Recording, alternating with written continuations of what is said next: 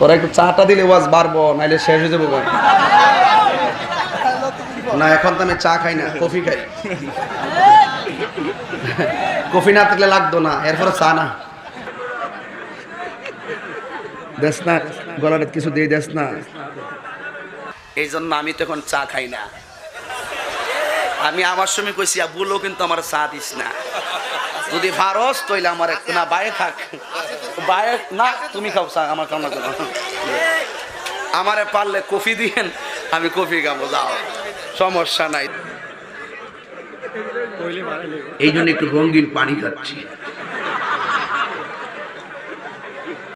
আমি ওয়াজ করবো এদিক দিয়ে আপনারা মোবাইল টিপবাই, তৈলে ওয়াজে মনোযোগটা নষ্ট হয় না বাবা?